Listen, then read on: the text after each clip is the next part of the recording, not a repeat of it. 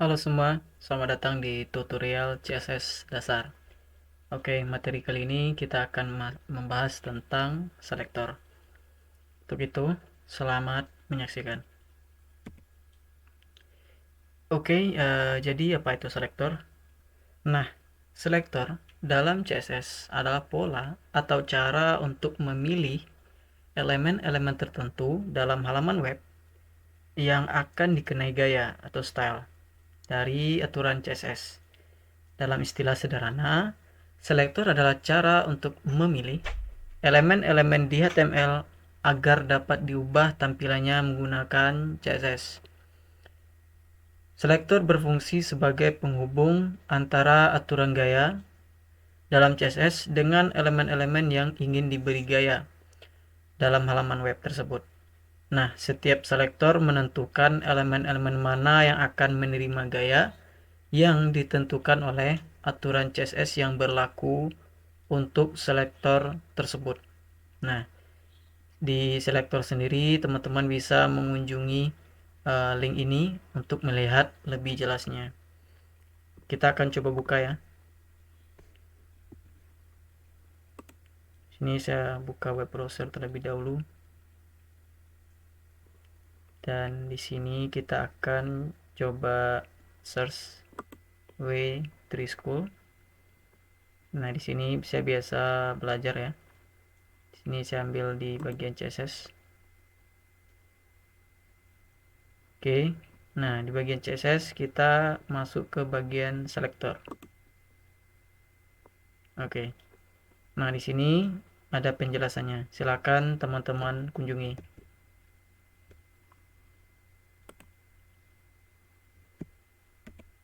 Oke, setidaknya ada 6 jenis selektor ya pada CSS. Ada simple selector, universal selector, dan lainnya. Tentu nanti akan kita coba bahas satu per satu. Oke, jadi kita masuk ke bagian pertama yaitu simple selector. Nah, simple selector terdiri dari selector tag, ID, dan kelas. Kita kan udah pernah tuh membahas di HTML mengenai tag, ID, dan kelas. Jadi pada simple selector kita akan mengambil sebuah elemen berdasarkan tagnya dan juga bisa berdasarkan nilai ID atau kelasnya. Oke, untuk contohnya ada di sini ya, ada satu, ada ID intro dan ada class name. Kita akan coba satu persatu. Sekarang kita akan buka kode editornya. Oke, seperti yang teman-teman lihat, di sini saya menggunakan Sublime Text. Kenapa? Karena kalau saya pakai VS Code itu terlalu berat, nanti laptop saya rusak. Ya, jadi saya nggak mau. Jadi saya gunakan Sublime Text agar lebih ringan. Fungsinya juga sama, yaitu kode editor. Oke, di sini saya akan buka dulu dengan struktur dasar ya. Lalu saya ganti menggunakan selector. Nah, di bawahnya saya akan buka tag style. Nanti kita akan bikin di sini style apa yang akan kita kasih. Oke, yang pertama kita akan mulai dengan H1. Tidak ada ketentuan lain, yaitu H1 aja. Dan isinya welcome. Berikutnya saya juga memiliki sebuah P dengan ID paragraf. Lalu isinya lorem random aja.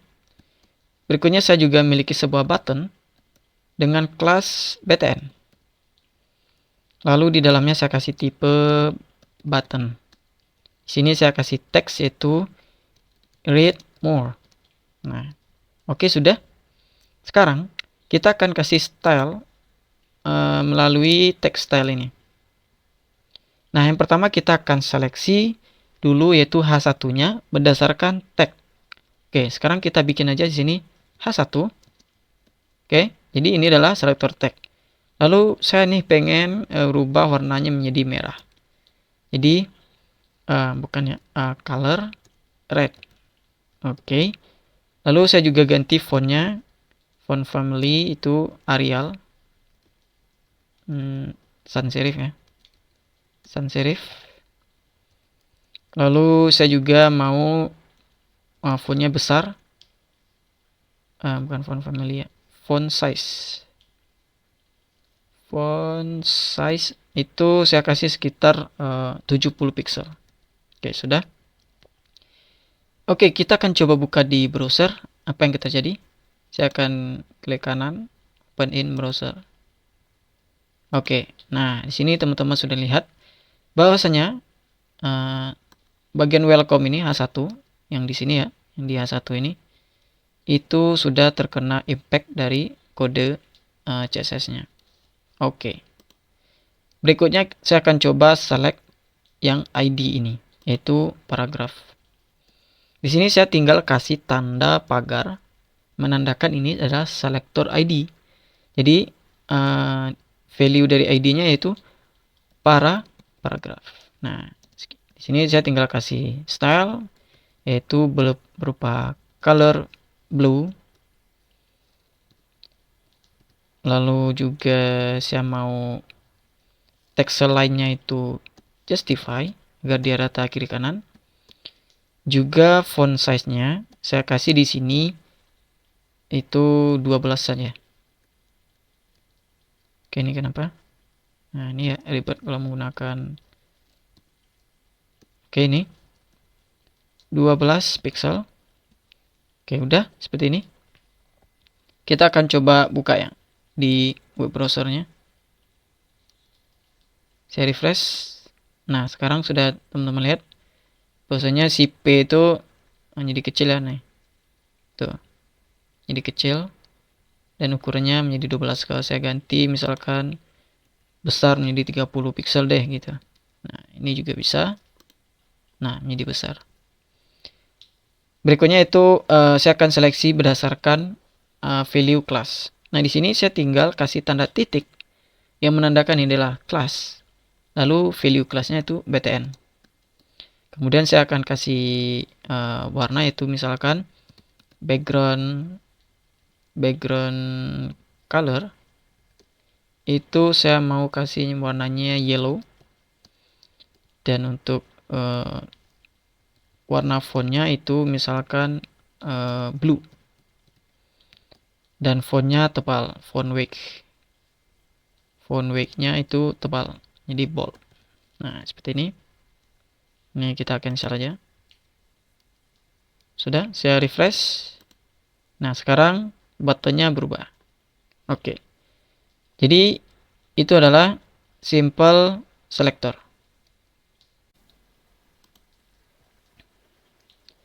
Oke, berikutnya itu universal selector. Jadi selector dengan jenis ini itu menggunakan tanda bintang ya untuk selektornya. Nanti universal ini maksudnya itu akan mengambil setiap elemen. Nah, jadi dia akan menandakan setiap elemen. Jadi contohnya seperti ini, tanda bintang ya, lalu kode selektornya. Nah, di sini kita akan coba menggunakan universal selektornya. Misalkan saya pengen semua font ini itu sama ya dengan yang si H1 ini yaitu sans serif. Kalau saya kasih satu persatu kan susah. Jadi font family di sini saya kasih sans serif, lalu yang bawah ini saya bikin juga. Nah, jadi kita kelamaan. Nah, daripada seperti itu, mending kita gunakan selektor universal. Jadi caranya di sini tinggal tanda bintang, lalu kodenya yaitu font family yaitu sans serif. Oke. Di sini kita bisa hilangkan saja yang di bagian H1. Nah, kalau kita buka web browser, kita refresh. Nah, nanti semua elemen itu fontnya akan sama. Nah, di sini kita lihat bahwa si welcome-nya serif dan di sini juga serif. Begitu pula dengan si buttonnya. Oke. Jadi itu adalah universal selector. Berikutnya yaitu grouping selector. Jadi grouping selector ini adalah langkah untuk mempersingkat simple selector. Yang mana kalau kita pengen memberikan gaya yang sama terhadap elemen yang berbeda, maka cukup dengan mengelompokkannya saja. Jadi kita dapat menambahkan lebih dari satu selektor dalam satu kali penulisan. Nah, jadi di sini adalah contohnya. Yaitu dipisahkan menggunakan tanda koma. Nah, kita akan coba ya. Oke, di sini saya akan memberikan kondisi, yaitu saya pengen semua elemen ini backgroundnya itu sama, yaitu misalkan backgroundnya adalah hitam dan warnanya yaitu putih, warna fontnya.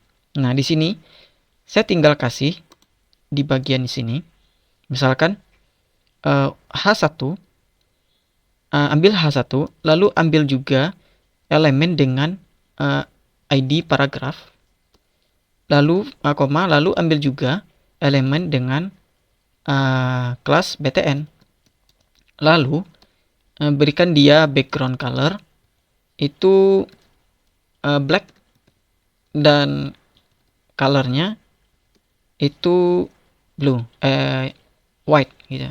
Nah, sini kita sudah punya. Lalu di sini kita tidak butuh lagi kan? Ini kita hapus, lalu ini kita hapus. Di sini juga dan di sini juga. Oke. Kita akan coba buka di web browser. Kita refresh. Nah, teman-teman lihat elemen-elemen tersebut akan terseleksi. Nah, bagaimana kalau saya tambahkan elemen baru misalkan di sini?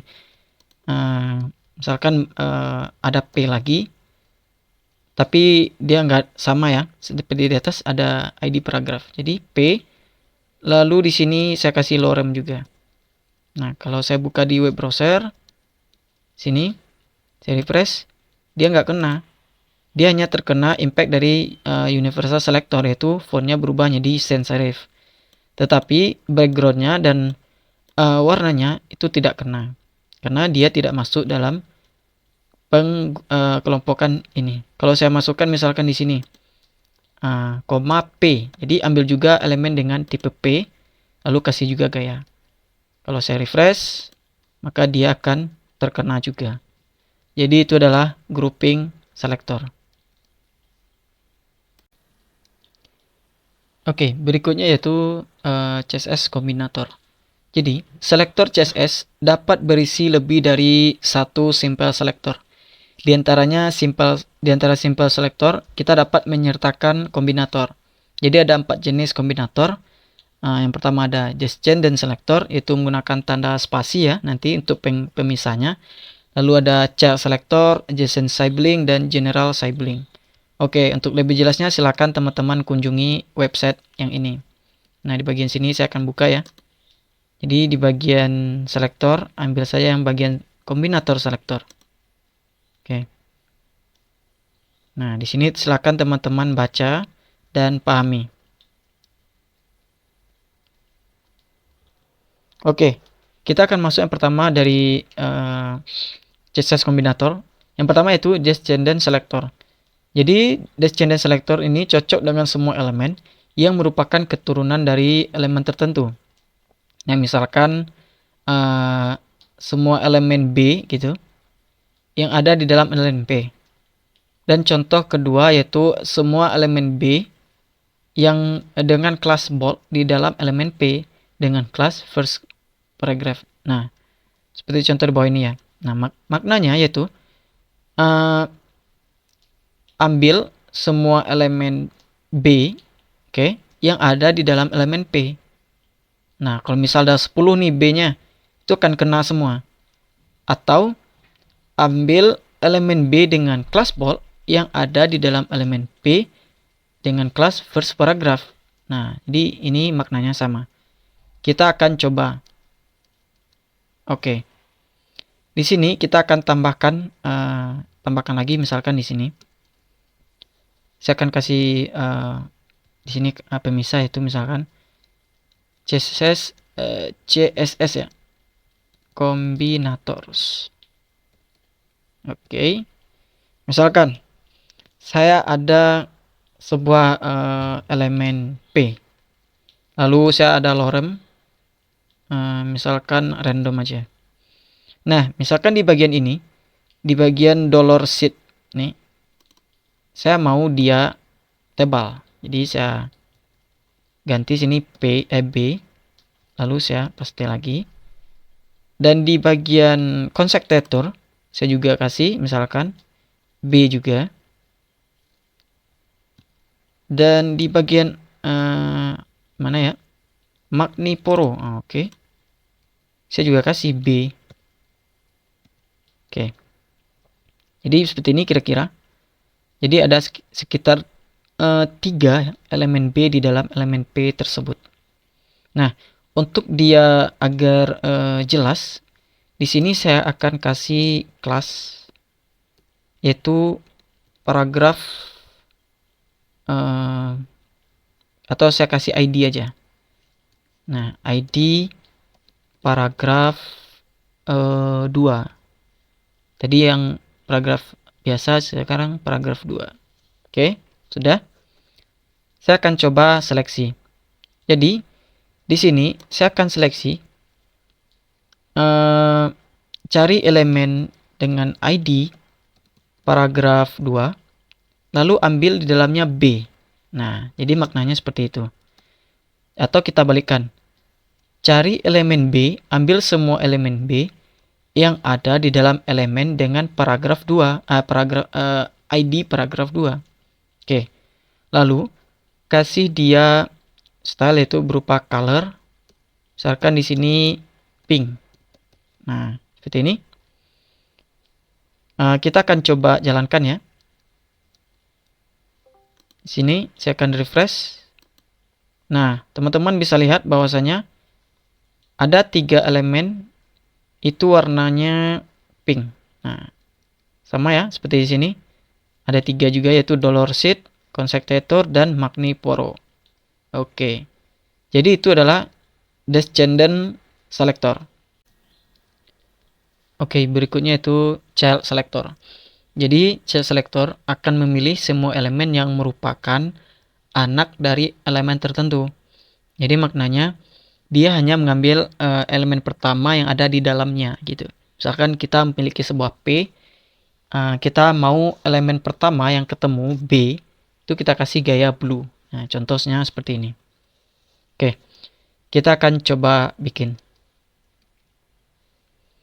Nah, di sini kita akan hapus dulu ya, kecuali yang ini. Kita akan hapus yang ini. Lalu ini juga kita hapus. Nah, oke. Kita terhapus yang di bawahnya juga, sorry. Kita hapus lagi di sini. Nah, misalkan saya memiliki sebuah P, lalu isinya lorem random juga.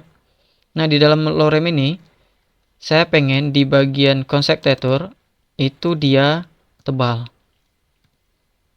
Tapi di sini saya juga pengen di magnum ini. Nah, sekarang kita memiliki 2B, oke, di dalam elemen P.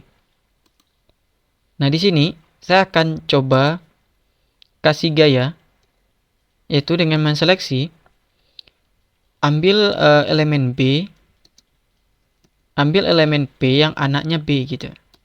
Oke. Atau kita balik, ambil elemen B yang merupakan anak dari P. Nah, yang lebih spesifiknya adalah ambil elemen B yang merupakan anak pertama dari si P. Oke. Kalau kita kasih gaya misalkan warnanya berubah menjadi blue atau warnanya berubah menjadi white dan background colornya itu kita kasih black. Nah, kalau kita refresh di sini, nah teman-teman bisa lihat bahwasanya semua B yang ketemu dia akan terkena gaya. Oke. Nah, di sini kita akan coba lagi. Misalkan saya akan masukkan ini itu ke dalam elemen I. Miring ya. Elemen I, talik. Lalu dalam elemen I ini saya akan kasih B juga. Nah, di sini. Oke. Oh, hilang. Saya akan kasih B juga. Oke, di sini. Kalau kita refresh yang tadi, kita refresh ya. Nah, Si ini nggak kena gaya yang menjadi background black dan color white itu nggak kena dia. Kenapa? Karena dia bukan anak dari si P, melainkan dia anak dari I. Kalau kita bikin juga seperti ini, I anaknya B, itu. Lalu kita kasih gaya yang sama, yaitu color white dan background color itu black.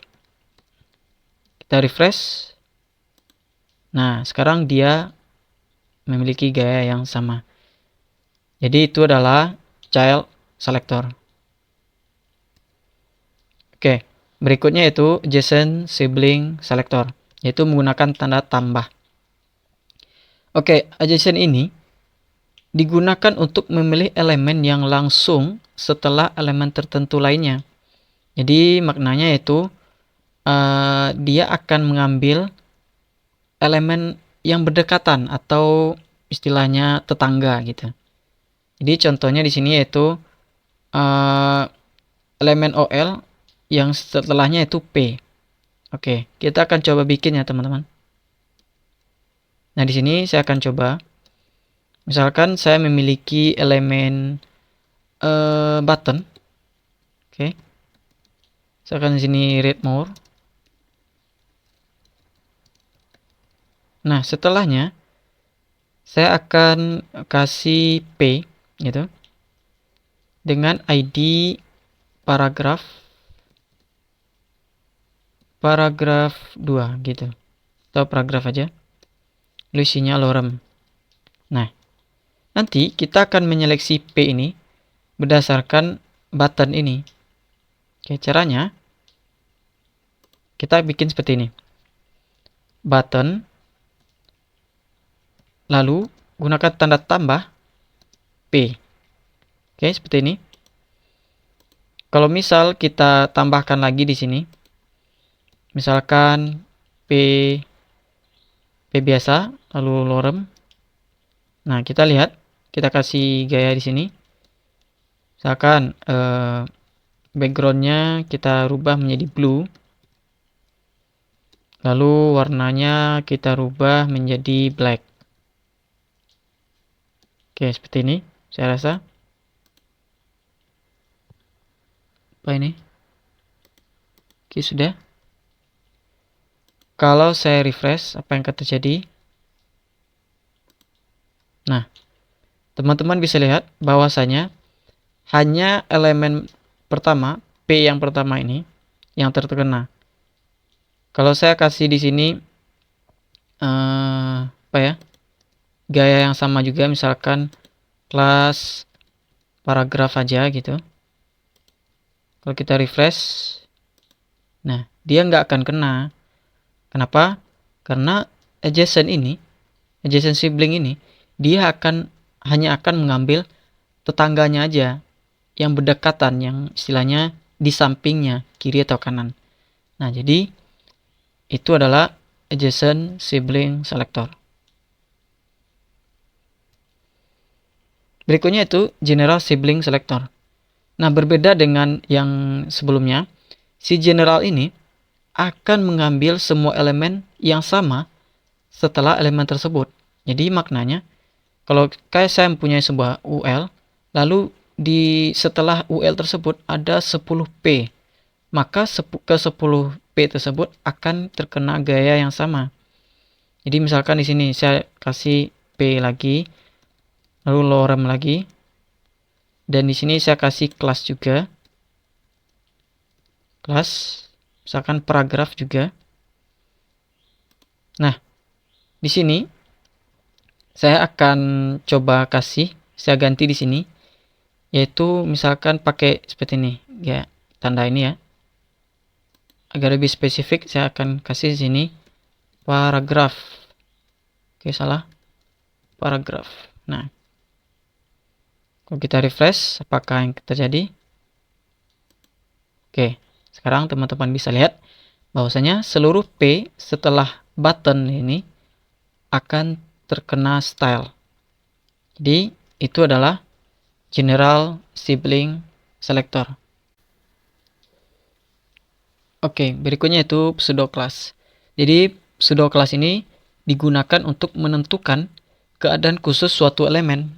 Nah, contohnya apa yang terjadi jika mouse berada di sebuah elemen button. Nah, untuk lebih jelasnya silakan teman-teman kunjungi website ini. Saya akan coba buka ya di sini. Nah, teman-teman bisa kunjungi ini, silakan dibaca. Nah, contohnya ini. Saya akan coba di sini perintahkan mouse over here, over me gitu. Nah, saya akan taruh mouse di atas elemen ini. Nah, teman-teman bisa lihat bahwasanya backgroundnya berubah menjadi biru. Kalau saya lepas, backgroundnya kembali menjadi hijau. Nah, di sini klik me to get focus. Nah, kalau saya klik, nah itu berubah ya backgroundnya. Nah, jadi ini keren juga ya. Kita akan coba juga bikin. Oke, di sini saya akan coba kasih ini gaya ketika saya meletakkan kursor di atas button read more ini. Jadi saya tinggal di sini bikin misalkan button gitu. Lalu saya akan kasih style, saya akan kasih sini tanda hover. Nah, ini adalah pseudo class ya, tanda titik 2. Lalu saya akan ganti backgroundnya itu menjadi hitam dan warnanya itu menjadi putih. Oke. Sekarang saya akan coba refresh. Ini sebelum saya refresh ya, buttonnya biasa aja. Kalau saya refresh, nah teman-teman bisa lihat sekarang buttonnya backgroundnya hitam, lalu tulisannya putih. Kalau saya lepas, dia akan kembali ke semula. Nah, bagaimana dengan elemen lainnya selain button gitu? Misalkan P ini. Jadi sini saya akan ambil P-nya dengan misal paragraf gitu, P dengan ID paragraf. Lalu akan saya kasih hover. Misalkan font size-nya itu berubah menjadi 50 pixel. Nah, sini akan saya refresh. Oke.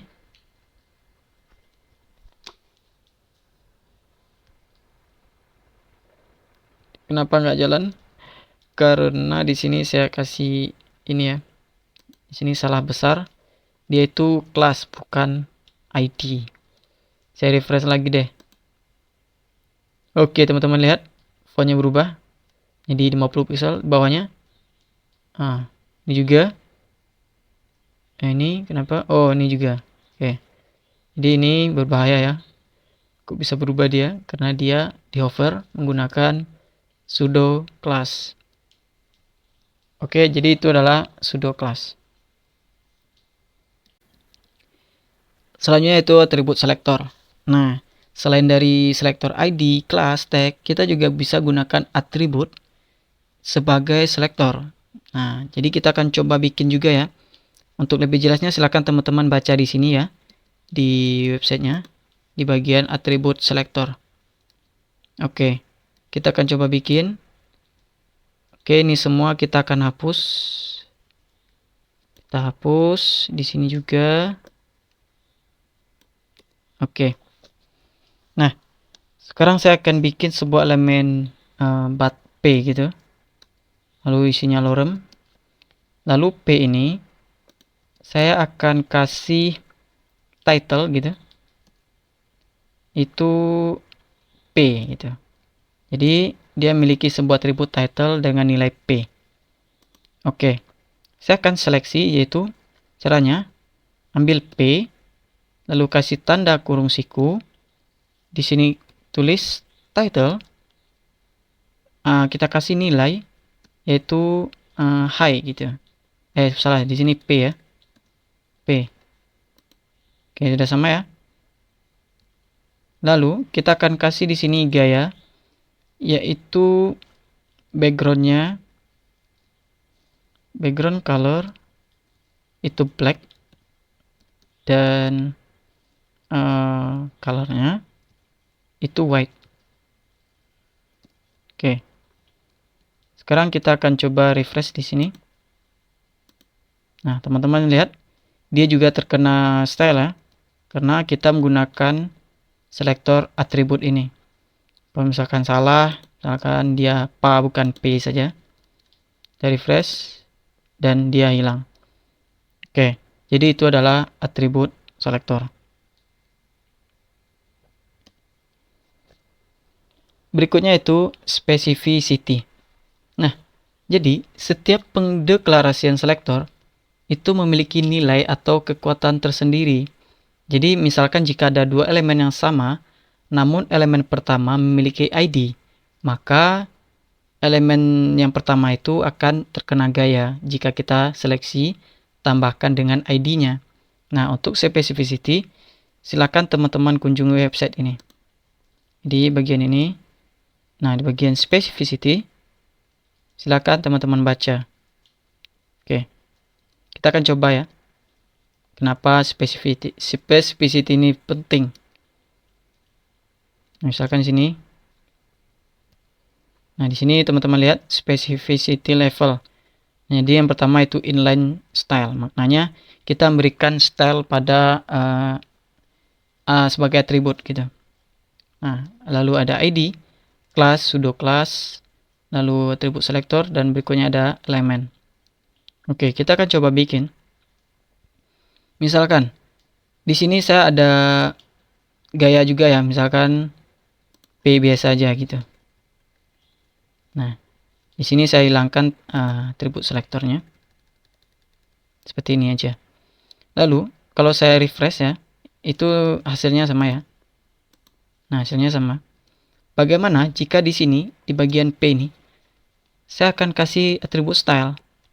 Lalu, background colornya, itu saya maunya red gitu. Nah, apa yang akan terjadi? Saya akan refresh. Nah, teman-teman lihat. Bawahnya sekarang, dia itu menjadi merah, bukan hitam lagi. Kenapa? Ini lebih kuat daripada ini. Nah, teman-teman lihat bahwasanya di sini, itu yang nomor satu itu inline style, bukan yang ini. Kalau saya rubah juga colornya, misalkan di sini, color itu misalkan magenta, marun gitu. Nah, kalau saya refresh, nah sekarang dia berubah menjadi marun. Nah, ini marun ini. Oke, jadi itu specificity. Atau agak lebih jelas saya tambahkan lagi, misalkan itu berdasarkan ini ya, yang di dalam style. Lagi saya miliki sebuah P gitu. Lalu P ini isinya lorem. Juga dia misalkan memiliki sebuah kelas P. Lalu ini aja. Oke, saya akan select di sini. Misalkan P lalu kelas P. Oke. Saya akan kasih dia background color itu blue violet. Lalu colornya itu red, dark red gitu. Nah, seperti ini. Apa yang terjadi? Apakah si P ini akan terkena yang ini atau justru yang ini? Kita akan coba lihat. Kita refresh. Nah, teman-teman lihat bahwasanya dia akan terkena gaya yang berikutnya. Oke, yang ini. Bukan justru yang ini. Jadi itu adalah specificity. Oke. Nah, ini adalah specificity point. Teman-teman lihat bahwasanya tag tag itu nilainya adalah poinnya adalah 1. Jika tag ditambah kelas itu poinnya 11. Tag ditambah ID itu poinnya 101. Kenapa? Tag itu 1 sedangkan ID itu 100. Nah, jadi ini adalah specificity point. Oke.